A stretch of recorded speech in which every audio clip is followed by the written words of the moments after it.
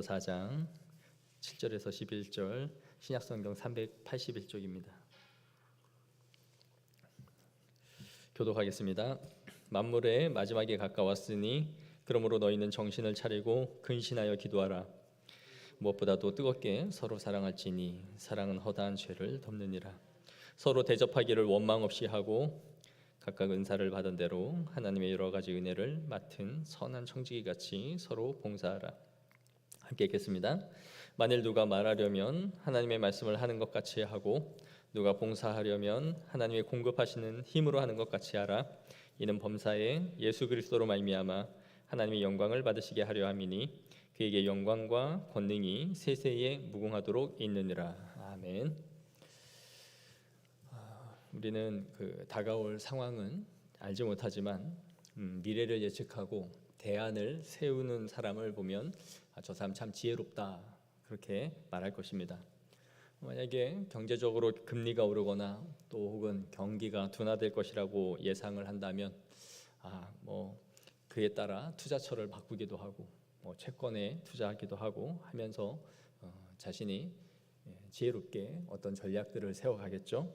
사업을 운영하는 사람이라면 그 금리나 또 시기에 따라서 사업을 확장할 것인지 아니면 미뤄야 될 것인지를 염두에 두면서 움직일 것입니다. 이런 돈의 흐름에 대해서 예민하고 민감한 사람들은 이 금융권에 있는 사람들이 금리와 채권과 펀드와 이런 것들로 더 많은 이 지식을 가지고 있겠죠. 그리고 우리보다는 이 세상에 있는 사람들이 더 지혜롭고 발빠르게 이런 것들을 움직여 갈 것이라 생각합니다. 기회를 포착하고 먼저 그 자리를 선점하는 탁월한 안목들을 가지고 있는 것이죠. 물론 그리스도인들 중에서도 사업을 하고 이런 계통에서 일을 하는 사람들은 이런 안목을 가지고 있겠지만 대부분 그렇지 못할 것입니다. 그러나 우리 그리스도인이라면 모두 이런 재주가 있는 것은 아니지만 그리스도인들이 모두 갖추어야 할 자세와 덕목이 있습니다. 그것은 바로 이 시대를 분별할 수 있는 눈과 안목이죠. 이것은 세상 사람들보다도 훨씬 우리가 뛰어나며 더 유리하고 하나님의 우리에게 원하시는 위치를 선점할 수 있는 사람들이 바로 그리스도인들인 것이죠. 마태복음 16장 3절에 예수님이 이렇게 말씀하셨습니다. 책망하시는 부분인데 아침에 하늘이 붉고 흐리면 오늘은 날이 굳겠다 하나니 너희는 날씨는 분별할 줄 알면서 시대의 표적은 분별할 수 없느냐.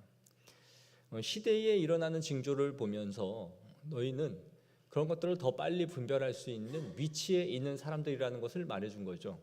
이 시대의 세상에 돌아가는 위치나 돈의 흐름이나 그런 것들은 너희들이 모를 수 있다 해도 이 시대를 분별할 수 있는 위치에 너희들은 서 있는데 왜 그것을 모르느냐라는 것입니다. 우리는 경제, 정치, 사회의 이런 흐름은 모를 수 있지만 이 말세가 우리에게 가까워 오고 있다라는 것은 우리가 이방인들보다도 훨씬 더 피부로 느끼고 알 수 있는 사람들이다라는 것이죠. 그들은 먹고 마시고 흥청망청 재물을 쌓고 그런 것에 혈안이 되어 있지만 그리스도인들은 이것을 피부와 감각적으로 알 수 있다. 오늘 베드로 사도는 마지막 때에 살아가는 성도들에게 뭐라고 말씀합니까? 만물이 가까웠으니 그러므로 정신을 차리고 근신하여 기도하라. 근신하다라는 이 말은 앞에 1장 13절에 동일하게 사용된 단어입니다. 그러므로 너희 마음의 허리를 동이고 근신하여 예수 그리스도께서 나타나실 때에 너희에게 가져다 주실 은혜를 온전히 바랄지어다. 역시 마지막 때 그리스도께서 나타나실 그 재림의 때를 생각하면서 근신하여 너희 마음의 허리를 동이라 그렇게 말했죠. 동일한 말이에요. 이 근신하다라는 말은 영혼을 나태하게 하고 영적인 부주의함에 빠뜨릴 만한 모든 요소들에서 너희가 벗어나 깨어있으라 라는 의미입니다. 그러니까 정신을 바짝 차리고 기도하라라는 것이죠. 그것이 이 마지막 때를 대하는 성도의 자세, 이 세상 사람들이 지혜롭게 행하는 말세가 오거나 어떤 경제적인 상황에 의해서 그들이 살아가는 방식처럼 그리스도인들은 이 시대에서 정신을 바짝 차리고 기도하는 것이 이 마지막 때를 대비하는 것이다 라고 말씀하고 있는 거예요. 예수님이 자신의 인생의 클라이막스, 공생의 클라이막스 때에 예수님의 제자들을 데리고 겟세마네 동산으로 함께 기도하러 가시죠. 그리고 함께 기도할 것을 요청하셨습니다. 그리고 홀로 가셔서 기도하셨는데, 그렇게 기도를 하고 오셨을 때에 제자들은 깊은 잠에 빠져 있는 것을 예수님이 보게 되죠. 그러자 예수님께서 시험에 들지 않게 깨어 기도하라, 그렇게 말씀하셨어요. 이 마지막 때를 살아가는 우리에게 필요한 것은 바로 이 정신을 차리고 기도하는 겁니다. 우리가 경기가 좋지 않으면 긴축 재정을 하고 시대의 흐름에 뒤처지지 않으려고 공부를 하고 배우는 것처럼 이 세상의 기괴한 일들이 전쟁과 또 핍박과 이러한 흐름 속에서 정말 이 시대는 말세야 말세, 이런 말을 입으로만 그렇게 되뇌이면서 이렇게 패역한 시대를 볼 수 있나, 그런 것을 혀를 끌끌 차면서 한탄하라고 우리에게 준 것이 아니라, 그것을 말로 푸념으로 하라는 것이 아니라 이 시대의 심각성을 알고 인식하는 만큼 기도하라라는 겁니다. 그것이 마지막 때에 우리 성도들에게 주신 가장 강력한 처세술인 거예요. 또한 근신한다는 것은 단순히 기도를 한다는 것을 의미하는 것이 아니라 우리의 마음에 기도에 어디에 힘을 쏟아야 되는지를 아는 것과 관계가 있습니다. 그래서 현재 우리에게 필요한 기도가 무엇인지를 알고 그 가치가 있는 곳에 기도를 포커스를 맞추는 것이 근신하는 것과 연결되어져 있는 것이죠. 그러므로 여러분, 바쁘고 힘들어서 기도를 못하는 게 아니라 오히려 기도를 높여야 돼요. 저도 요즘은 좀 안 그러지만 옛날에 잠을 줄여서 어떻게 하면 최대한 덜 자고 남는 시간을 더 많이 쓸까, 이런 고민을 젊었을 때는 많이 했어요. 그래서 부지런히 살자, 부지런히. 그래서 잠을 늘려도 보고 줄여도 봤는데 피곤함이 똑같아. 그러면은 잠을 그냥 줄여버렸어요. 이래도 피곤하고 저래도 피곤하니 차라리 덜 자는 게 낫겠다. 그러니까 우리가 우리의 시간을 하나님 앞에 정하고 그렇게 기도하는 것이 정말 필요하다라는 겁니다. 이어서 8절에 무엇보다도 뜨겁게 서로 사랑할지니 사랑은 허다한 허물을 덮느니라. 마태복음 24장에 예수님께서 말세의 징조를 말씀하시면서 예수 믿는 사람들을 잡아다 가두며 서로 미워하며 뭐라고 말합니까? 불법이 성함으로 많은 사람의 사랑이 식어지리라. 그러니까 사랑이 식는 것이 말세의 특징이라고 말씀하셨어요. 그런데 이 시대에 오늘 사도는 뭐라고 합니까? 그 마지막 때를 얘기하면서 무엇보다도 뜨겁게 서로 사랑하라. 더 나은 번역은 서로 열심을 다하여 진심으로 사랑하라 라는 의미입니다. 이러한 사랑은 허다한 죄를 덮는 힘이 있다라는 것이죠. 그런데 우리는 이 말씀을 오해해서는 안 됩니다. 사랑이라는 이름으로 불법과 불의를 용인해 주라, 그런 의미가 아니에요. 우리는 수많은 죄를 범하면서 죄 있는 자가 돌로 치라 라는 이런 예수님의 말씀을 잘못 갖다 대곤 했습니다. 그래서 잘못된 행위를 덮어주고 감싸지 않는 것이 마치 사랑이 없는 행위인 것처럼, 그래서 불법과 불의를 그냥 눈 감아주는 것이 사랑인 양 잘못 이 말씀을 인용했단 말이에요. 그런 의미가 아니에요. 그렇게 이 말씀을 적용하라는 것이 아니라 예수님도 참된 회개와 참회가 없이는 용서하지 않으셨습니다. 회개하지 않는 자를 가만히 있는데 내가 너를 용서하마, 그러지 않았단 말이에요. 누군가가 너에게 용서를 구하거든 70번씩 7번이라도 용서하라. 그 용서는 입에 발린 게 아니라 정말 너에게 진실하게 용서를 구할 때에 그렇게 네가 이해하고 참아주라, 그런 의미인 거죠. 우리의 문제는 그러한 용서를 말하는 거죠. 사랑이 없음으로 인해서 상대를 관용하지 못하고 용서하지 못하는 것을 지금 말씀하고 있는 거예요. 바로 우리의 사랑 없음으로 인해서 진정한 용서와 잘못을 구하는 사람에게조차 그것을 용납하지 않는 그 문제, 그것이 죄를 덮지 않는 마음을 말하는 것이죠. 그래서 우리는 사랑이 가득한 곳에는 오해가 이해로 바뀌죠. 허물을 받아줄 수 있는 마음의 크기가 커지는 겁니다. 오해를 할 만한 것을 이해한다라는 것은 우리가 자녀를 키울 때와 손주를 키울 때의 여유와 마음은 다르죠. 아직 손주 있는 분들이 여기 없어가지고 근데 다 다릅니다. 내 자녀와 또 다른 누군가의 자녀를 대할 때에 또 다르죠. 그게 무슨 차이입니까? 사랑의 크기의 차이예요. 사실 따지고 보면 내 자녀에게 관용하는 것만큼 누군가의 아이들을 더 관용하지 못하죠. 그런 의미에서 뜨거운 사랑은 항상 누군가의 허물과 죄를 덮는 것입니다. 반대로 사랑이 결핍된 곳에는 작은 말 하나가 큰 불씨를 만들어 버리죠. 그래서 모든 것을 다 태워버립니다. 그래서 사랑이라는 것은 상대의 어떠한 행위에 대한 의도를 좋은 방향으로 해석해 주는 것을 의미해요. 분명히 오해가 될 만한 행동을 했는데 그럼에도 불구하고 그 사람이 의도는 그게 아니었겠지 이렇게 좋은 쪽으로 그것을 해석하는 것이 바로 사랑의 마음입니다. 그러나 사랑이 없을 때 우리는 이해보다는 오해를 하죠. 그래서 그 사람의 행동을 더 의도적으로 부정적인 방식으로 이해를 하죠. 그래서 그것을 마음에 쌓아두는 식으로 그 사람의 행동을 해석해버리는 것입니다. 그러니까 사랑하는 사람은 그 행동을 자꾸 이해하는 쪽으로 가고 부정적인 것으로 가는 것은 사랑이 부족할 때 나오는 것이죠. 그래서 잠언 10장 12절 말씀에 미움은 다툼을 일으켜도 사랑은 모든 허물을 가리느니라.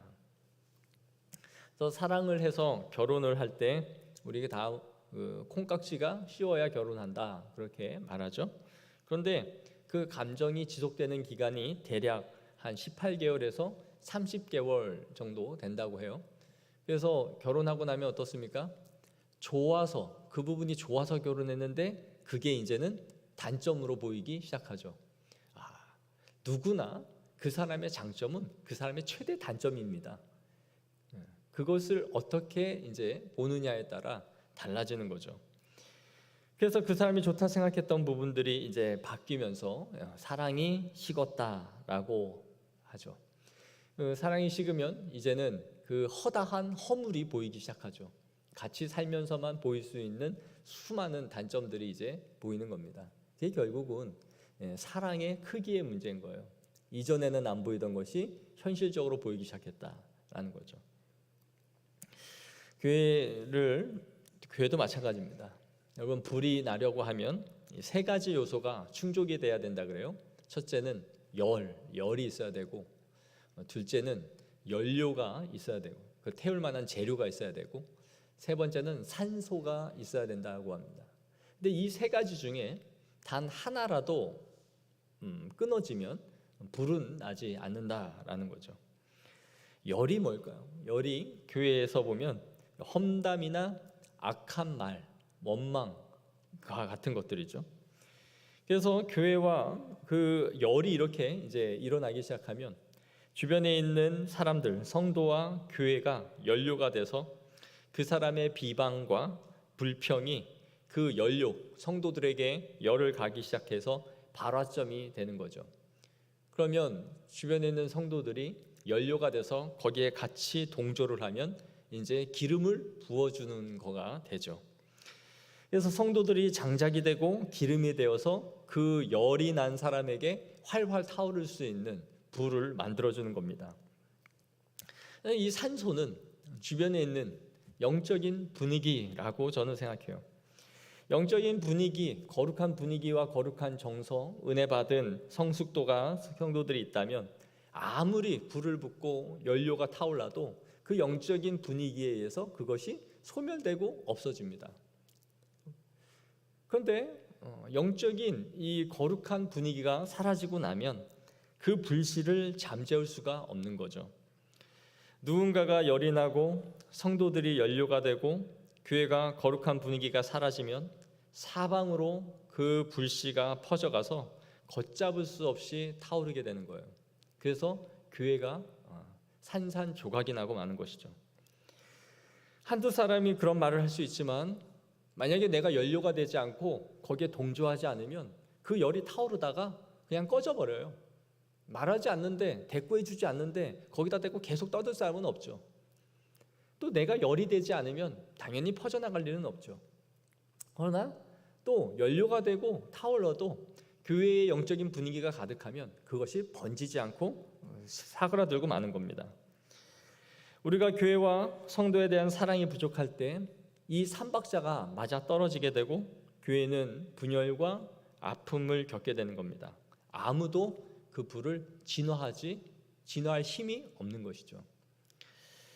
문제가 터지는 교회들을 한번 보세요. 정말 심각하고 이거는 정말 문제가 될 만한 일들도 있겠지만 시작은 아무것도 아닌 것에서 발화가 되기 시작하죠. 그리고 그 열이 일어나기 시작하고 거기에 동조하는 연료가 되는 성도들이 같이 붙기 시작하고 그 불이 이제 타오르기 시작하면서 전체 분위기를 만들면 산소가 거기에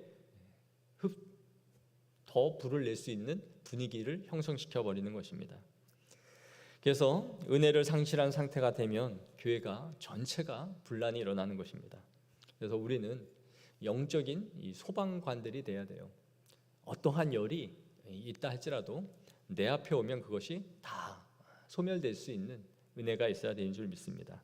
그래서 사랑으로 누군가의 허물과 죄가 있더라도 그것이 내 앞에서 소멸되어 없어질 수 있는 이 사랑의 크기를 항상 하나님 앞에 구하기로 원합니다. 저도 항상 제가 기도하면서도 하나님 앞에 구하는 기도가 그겁니다. 목회자로서의 사랑을 많이 달라. 내 사랑의 눈을 달라. 사랑이 부족하면 하는 게 미워지고 그러면 사람의 혈기가 또 나오게 되고 기분이 상해지고 그러잖아요. 그러니까 내 사랑의 크기가 커지는 만큼 이해하고 관용하고 성도들을 목회자로 볼 수 있는 눈을 더 많이 달라. 그렇게 기도합니다. 그러니까 우리가 사랑의 크기를 하나님 내가 더 많이 품을 수 있는 마음을 달라고 구해야 되는 것이죠. 9절에서 10절에 베드로 사도는 서로 대접하기를 원망 없이 하고 각각 은사를 받은 대로 하나님의 여러 가지 은혜를 맡은 선한 청지기 같이 서로 봉사하라라고 말해요. 사랑의 표현이 당시에 손님을 잘 대접하는 것이죠. 복음을 전하는 사람들을 자신의 집으로 맞아들이는 사람들이 그 당시에는 필요했던 거예요. 그리고 둘째는 자신의 은사를 사용하여 남을 대접하고 교회를 섬기는 것으로 드러나야 되는 겁니다. 둘 다 사람과 교회를 향해 자신의 은사가 드러나야 된다라는 것을 보여주죠. 근데 재미있는 것은 이 섬기는 것과 원망하는 일이 동시에 지금 언급되고 있죠. 우리가 성경에 보면 마르다가 일을 하느라 너무 분주하고 바쁜데 마리아는 예수님 편에서 말씀만 듣고 있으니까 예수님께 와가지고 하소연을 하잖아요. 아, 예수님 쟤 저러고만 있지 말고 나 바쁜 거 모르시냐고, 쟤 좀 빨리 가서 나 일 좀 도와라 하시지 않느냐라고 예수님께 마르다가 말하는 것을 보게 됩니다. 원망이나 불평은 사실 아무것도 하지 않는 사람들은 하는 게 아니죠. 그런 사람들이 하는 게 원망이나 불평이 아닙니다. 열심히 일을 하고 수고하는 사람들이 원망이나 불평을 하는 거지, 교회에 와가지고 주일 예배만 드리고 그렇게 가는 사람들은 불평할 게 없습니다. 그 사람들은 서비스를 항상 받는 입장에서만 있는 사람들이에요. 어떤 봉사를 해서 남에게 수고하고 일을 하는 사람들이 원망 불평을 하지, 서비스 받는 사람의 입장에서 그걸 불평할 이유가 없죠. 그러나 섬기는 사람들 사이에서는 일을 하다 보면 좌우에 날선 어떤 검보다도 예리하여 영과 홍과 골수와 관절을 쪼개는 칼부림이 우리 사이에 일어납니다. 말씀의 힘이 아니라 우리 사이에 엄청나게 날카로운 이 칼을 휘두를 수 있어요. 그래서 부엌에서 싸우면 안 돼요. 다 흉기입니다. 주방에서 싸움 나면 한 사람은 가는 거예요. 뭐 불도 있죠, 칼도 있죠. 거의 흉기들이 많이 있기 때문에.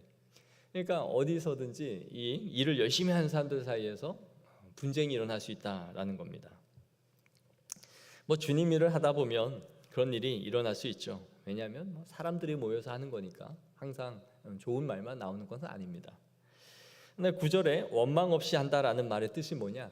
군말 없이 하다, 불평 없이 하다라는 말이에요. 불평하지 말고 그런 뜻이에요. 이렇게 이 원망이나 불평을 하지 말라라고 말하는 이유는 우리의 원망이나 불평이 어떠한 대상이나 어떠한 환경, 상황에 대해서 하는 말이지만 그게 궁극적으로는 어디를 향하는 것이냐면 하나님을 향한 것이 되기 때문이에요. 나는 저 사람한테 했고 나는 그냥 이 현실과 이 상황이 싫어서 불평을 했는데 결국 그걸 받고 들으시는 분이 하나님이기 때문입니다. 궁극적인 대상은 하나님이신 거예요. 나는 사람한테 했지 내가 언제 하나님 앞에 했나? 그게 아니라 궁극적으로 모든 것을 주관하시는 그 하나님을 향해 그것이 돌아가는 거예요. 그래서 죄는 다 근원적으로 하나님을 향하게 되는 것이다 라는 거죠. 모든 것을 다스리시고 섭리하시는 하나님께 그 모든 화살이 비난이 꽂혀지는 것이기 때문에 우리가 주의해야 되는 것입니다. 그래서 은사를 우리에게 각각 주신 은사를 사용하라 말씀하고 있는데 이 은사라는 단어가 카리스마타라는 말입니다. 우리가 그 카리스마 이런 말 많이 쓰죠. 야, 저 사람 참 카리스마가 있어. 카리스마가 그 마음에 칼이 있으마. 그래서 칼로 다 베어내죠. 카리스마 있는 사람들이. 이 카리스마라는 뜻은 선물이라는 뜻입니다. 하나님이 주신 은사, 즉 그거는 선물이라는 거예요. 그러니까 우리가 누구에게 뭐 카리스마가 있다 이렇게 말을 하는데 이 은사는 누구 어떤 특정한 사람, 기도를 많이 하거나 뭐 영빨이 출중한 사람에게만 주어지는 게 아니라 모든 사람에게 이 카리스마가 있는 겁니다. 카리스마타가 주어져 있다. 그래서 이 우리에게 주신 이 은사는 세 가지를 기억해야 되는데 첫째, 은사는 거저받는 것이다. 거저 하나님이 우리에게 주신 것이다. 둘째는 은혜로 받는 것이다. 은혜로 주신 것이다. 셋째, 그렇기 때문에 공로가 없다라는 거예요. 공로와 내가 무언가를 충족하여 받는 것이라면 그것은 선물일 수가 없죠.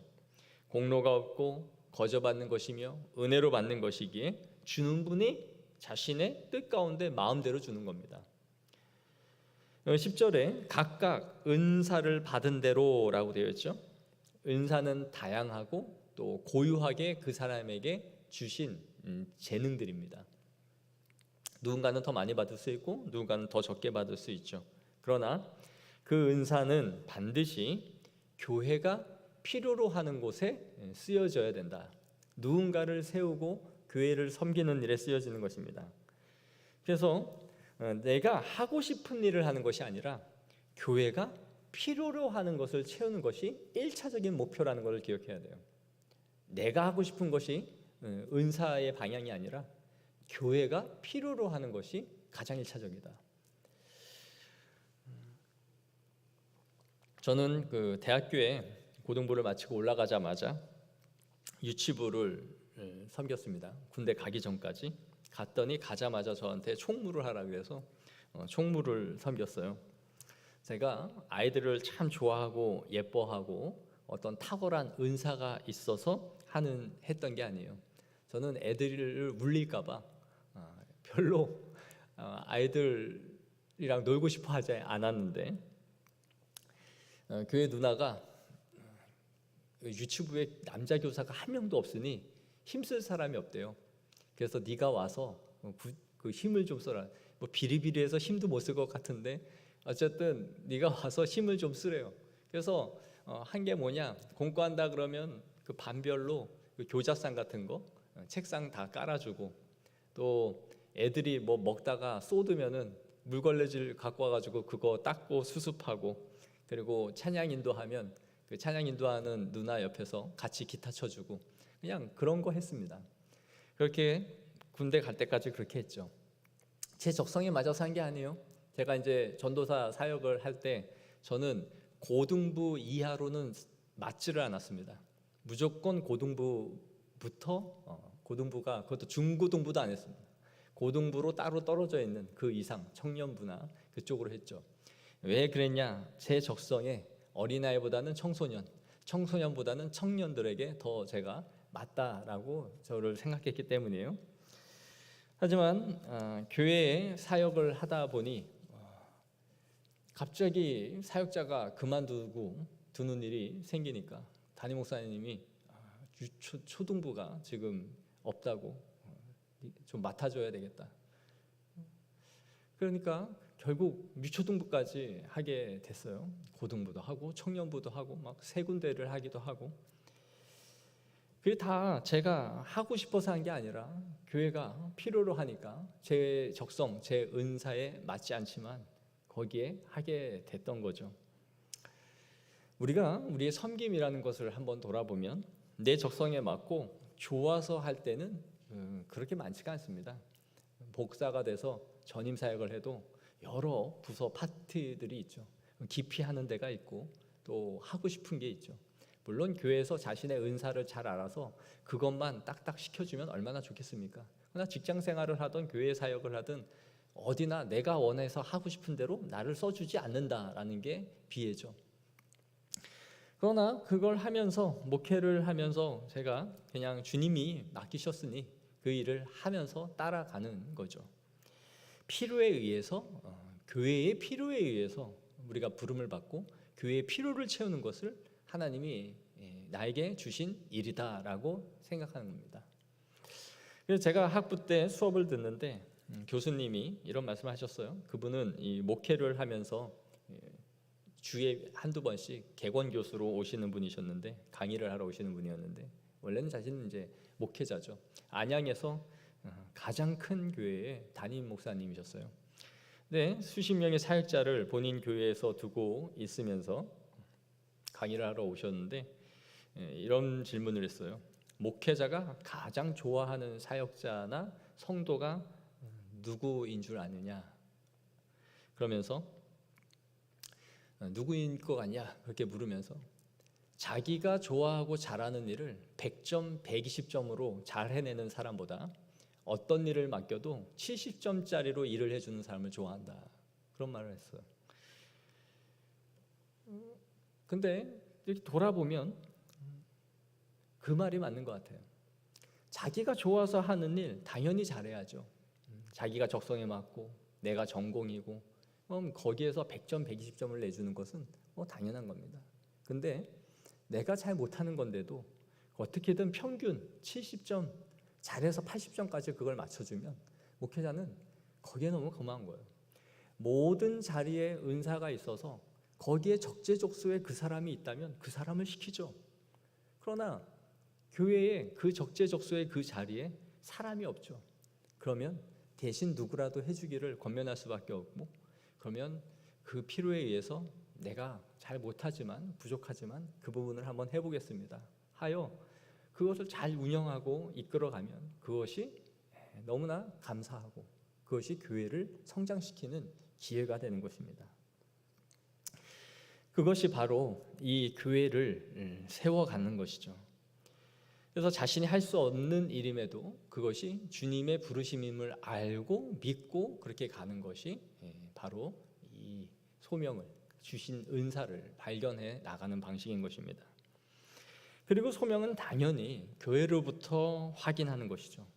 은사와 달란트는 자신이 확인하는 것이기도 하지만 교회가 그것을 공증하고 인정해 주어야 됩니다. 그래서 교회를 통해 부름을 받는 것이죠. 그래서 소명이라는 것은 내적인 소명과 외적인 소명이 있어요. 내적인 소명은 내가 이 부분에 좀 쓰임 받으면 좋겠다.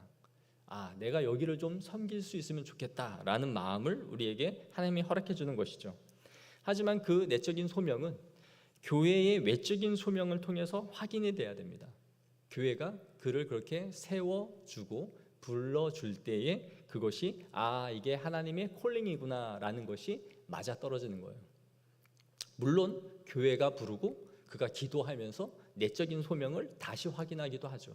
그러니까 선이 뭔가 후가 뭔가 내적이냐 외적이냐가 먼저냐 중요한 건 아니지만 이 두 가지가 항상 함께 공명으로 울려야 거기에 사역이 정체성과 힘을 얻게 되는 것입니다. 그래서 자기가 하고 싶은 사역을 하겠다고 했다가 그 사역이 없거나 또 제대로 자기가 세워지지 않으면 실족하고 교회를 떠나거나 하는 일들이 벌어져요. 그것은 바른 소명의 자세가 아니죠. 자신이 하고 싶은 것과 교회가 맡겨주는 것은 항상 같이 가야 된다. 그래서 임직자 투표하고 임직자 투표를 하는 이유는 그게 소명입니다. 교회와 성도들에게 공증을 받는 거죠. 근데 그거 떨어졌다고 교회 옮기는 사람들이 나온단 말이죠. 찰스 스펄전이 목사님이 한 신학생이 와서 자신이 목회자로서의 소명이 있으니 추천서를 써달라라고 했는데 스펄전 목사님이 당신에게는 소명이 없으니 돌아가라라고 하고 되돌려 보냈습니다. 왜 그랬습니까? 왜 그랬을까요? 그 친구가 턱이 돌아가서 아마 부정교합이었겠죠. 그 용어를 쓰진 않았지만 말하는 게 너무 우스꽝스러웠기 때문에 소명이 없다라고 판단했다라는 거예요. 무슨 말인지 아시겠어요? 그 사람이 믿음이 없어서 되돌려 보냈다거나 머리가 나빠서 돌려보냈다 아니에요. 설교자는 말하는 사람이기 때문에 그의 구강구조상을 봤을 때 설교자로서는 부적합하다라고 판단한 거죠. 바로 그런 거예요. 내가 마음이 있기 때문에 그 콜링의 일을 할 수 있는 게 아니에요. 은사는 그에게 보여지는 모든 부분에서 적합할 때 그 일을 교회가 부르는 거예요. 그러니까 우리가 교회에서 섬기는 것도 내 마음과 교회가 함께 교회가 그를 세워가는 것이 우리의 은사에 대한 바른 이해입니다. 우리에게 은사를 주셨기 때문에 모든 성도들에게는 은사가 있다라고 봐야 돼요. 없는 사람은 없습니다. 없다고 한다면 그것은 주님이 주신 달란트를 땅에 묻는 것이에요. 우리에게는 각자에게 반드시 은사가 있기 때문에 그래서 교회는 1인 1 섬김을 반드시 해야 되는 이유가 거기 있는 거예요. 봉사의 자리로 섬겨 나아갈 때에 그에게는 상급이 있고 그것이 교회의 한 구성원으로서 하나님이 기뻐하시는 위치에서 그 사명을 감당해 나가는 사람들이기 때문인 거죠. 그래서 우리는 내가 섬겨야 되냐 말아야 되냐 이런 일은 우리에게 이런 고민은 해당되지 않아요. 섬기되 어디서 섬길 것인가 어떻게 섬길 것인가 그 문제만 있는 거예요. 목사님 올해는 좀 내가 푹 쉬려고 합니다. 그런 문제는 사실은 우리에게 해당이 없다. 왜냐? 은사를 묵히는 문제니까요. 그러니까 우리의 고민은 어디서 할 것이냐 어떻게 할 것이냐만 고민을 하는 거지 하냐 마냐의 문제는 없다는 거죠. 하냐 마냐는 교회가 안 세우면 안 하면 됩니다. 안 세웠다는데 막 머리를 디밀고 이제 교회의 고민이 그거죠. 안 했으면 좋겠는 사람은 하겠다 그러고 해야 될 사람은 뒤로 빠지고 이게 아니라 우리 모두 다 하나님 앞에 그 교회가 세워주는 거에 의해서 부름을 받는 것이다 라는 걸 기억해야 됩니다. 그래서 뭐가 없고 어디서 누구는 어떤 사역을 하고 싶은데 나는 솔리스트를 하고 싶은데 교회가 성가대가 없어서 교회를 옮겨야겠다. 봤습니다. 제가 이 교회는 왜 성가대가 없냐 우리 교회 말하는 게 아니고요. 그 교회는 수천 명인데 성가대를 목사님이 안 만드셨어요. 주보도 안 만들어요. 왜냐? 주보 만들어놨더니 예배 시간에 주보 오탈자 찾는 게 사명인 줄 알고 볼펜 들고 오타만 찾고 앉아있고 그리고 솔리스트 성가대보다는 회중 찬양이 더 중요하다라고 생각했기 때문에 앞에 성가대도 안 만들었어요. 그러니까 음악 전공한 사람들이 그 교회에 꽤 많이 있죠. 근데 왜 없냐 여기는 이런 걸 왜 안 하냐 그것 때문에 다른 교회를 가겠다? 그 웃기는 방식이다 이거죠. 교회의 사명은 교회의 방향에 맞춰서 부름을 받는 것이에요. 무슨 직장 찾듯이 내 적성에 맞아서 거길 간다 그건 아닙니다. 마지막으로 바울은 우리에게 이 봉사의 원리를 말해주죠. 11절 우리 다 같이 한번 읽겠습니다. 시작. 만일 누가 말하려면 하나님의 말씀을 하는 것 같이 하고 누가 봉사하려면 하나님의 공급하시는 힘으로 하는 것 같이 하라. 이는 범사에 예수 그리스도로 말미암아 하나님이 영광을 받으시게 하려 함이니 그에게 영광과 권능이 세세에 무궁하도록 있느니라. 아멘. 참 아름다운 우리의 그 봉사의 원리죠. 우리가 일을 할 때에 하나님의 일을 대행하고 있다라는 것을 기억하라라는 겁니다. 나는 되도록 하나님의 일을 하고 그 뒤로 감추어지도록 하라. 하나님이 드러나게 하라라는 겁니다. 하나님의 말씀을 하는 것 같이 하라라는 것은 어떤 내가 신적인 권위를 가지고 내 말이 곧 하나님의 말씀이다라는 의미가 아닙니다. 내가 하나님의 말씀을 대신하고 있다라는 신중함과 진지함과 엄중함을 가지고 두려움을 가지고 그 일을 하라라는 것이죠. 이런 자세로 설교자가 설교를 한다면 우리의 말씀은 더욱 권위 있게 될 것이며 하나님이 드러나게 될 것입니다. 내가 설교하니까 이게 하나님의 말씀이다. 그건 오만함이고, 여기서의 말은 하나님의 말씀을 무게 있게 얼마나 중요한 것인지를 알고 전하라라는 것이죠. 또 무엇을 공급할 때에든지 하나님이 공급하시는 힘으로 하라. 내가 무언가를 공급하고 섬기는 그 힘이 하나님이 공급하시는 힘으로 해야 된다라는 거예요. 여러분, 은사를 지속시키는 힘은 바로 하나님이 주시는 은혜의 힘밖에는 없습니다. 은혜는 우리의 모든 섬김의 동력이라고 할 수 있어요. 은혜가 고갈되면 그때부터는 섬기지 못합니다. 인간적으로 어느 정도까지는 할 수 있어요. 하지만 그 섬김이 오래 지속될 수 없고 스스로를 지치게 만들며 소진시키고 결국 번아웃됩니다.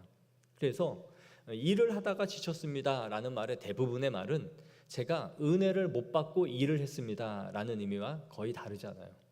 은혜는 계속 충족되지 못하는 상태에서 내 에너지를 끌어다가 쓰다가 결국은 그게 다 고갈됐을 때 이제는 소진되고 탈진돼서 더 이상 섬길 수가 없습니다라는 거예요.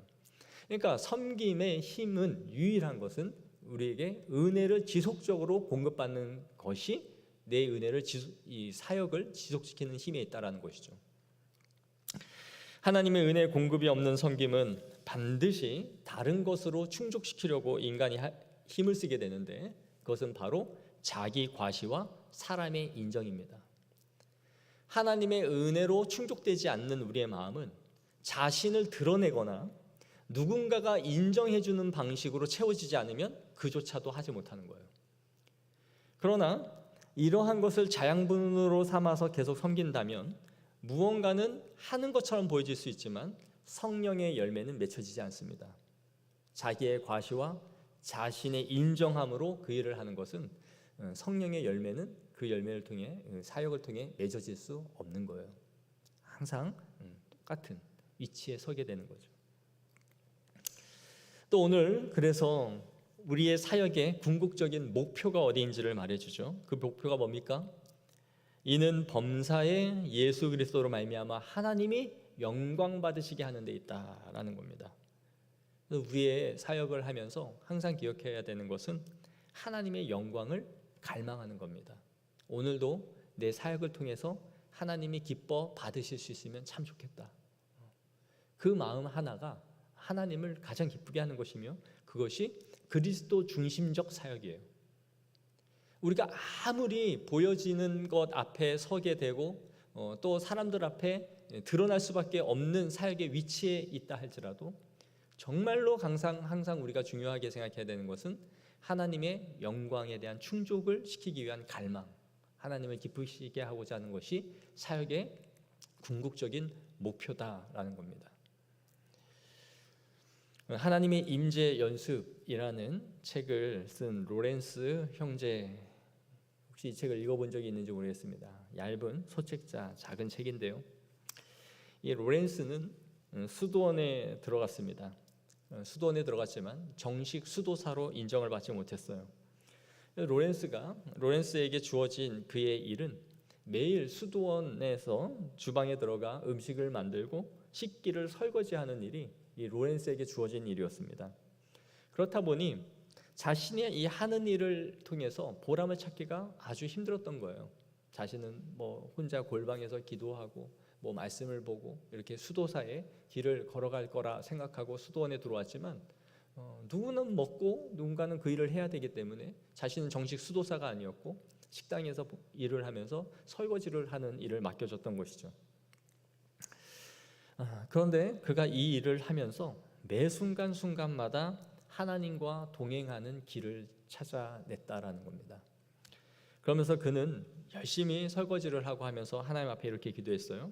모든 냄비와 솥과 주방 도구의 주인이 되시는 하나님, 저로 하여금 식사 준비와 설거지를 통해 성자의 모습이 되어가도록 저를 빚어주소서. 이 기도를 하나님 앞에 드리면서 열심히 그 일을 해나간 겁니다.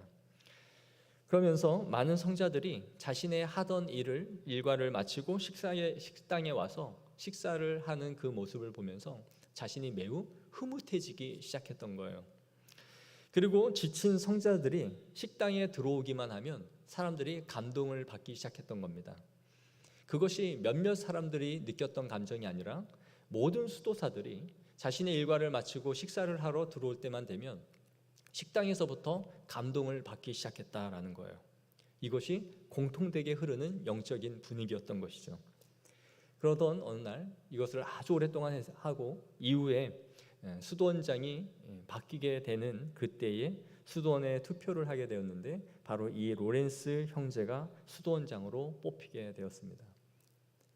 정식 수도사도 아니었던 이 로렌스가 그 수도원을 이끌어가는 수도원장이 되었던 것이죠.